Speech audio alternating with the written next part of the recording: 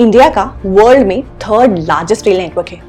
Although हमारी trains बहुत ज़्यादा टाइम पे नहीं चलती हैं, बट हमारा रेल नेटवर्क काफ़ी एफिशिएंट है।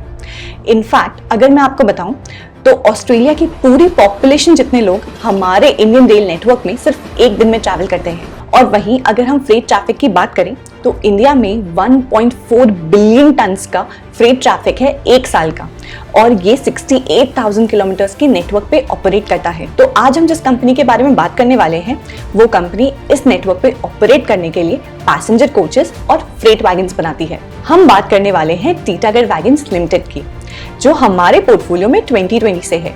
तो वैसे तो हमने इस कंपनी को काफ़ी कम वैल्यूएशन में बाय करना स्टार्ट कर दिया था, पर जैसे जैसे कंपनी के फंडामेंटल्स और इम्प्रूव होते चले गए, हमने इस कंपनी में और भी ज़्यादा पैसे इन्वेस्ट कर दिए।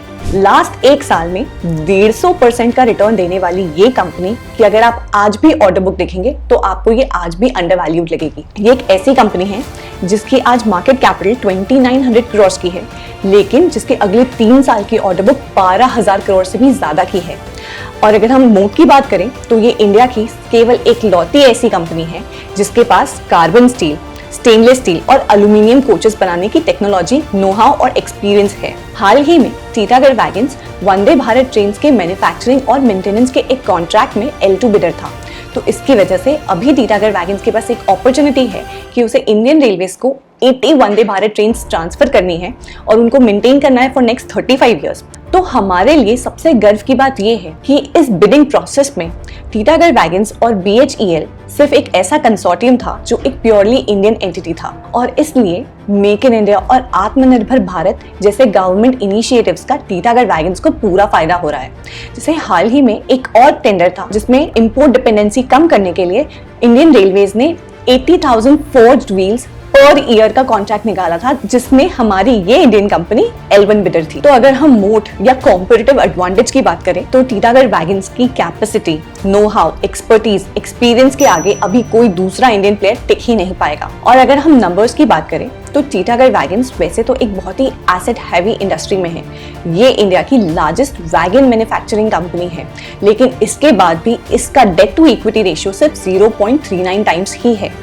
और इसके अलावा इस कंपनी की जितनी बड़ी ऑर्डर बुक है, अब वो उतनी ही एफिशिएंटली अपने सारे ऑर्डर्स को एग्जीक्यूट भी कर रही है। और इसी वजह से अगर आप देखेंगे तो फाइनेंशियल ईयर 23 के क्वार्टर 3 में कंपनी ने अपना हाईएस्ट एवर रेवेन्यू रिकॉर्ड किया है। तो वैगन्स मैन्युफैक्चरिंग में तो टीटागढ़ वैगन्स ने अपनी जगह बना ही ली थी, बट अपनी इटालियन सब्सिडरी की वजह से कंपनी को मेट्रो कोचेस बनाने के भी ऑर्डर्स मिलने लग गए। और इसके अलावा कंपनी का एक शिप बिल्डिंग और डिफेंस डिवीजन भी है। तो ये तो थी आज तक की बात।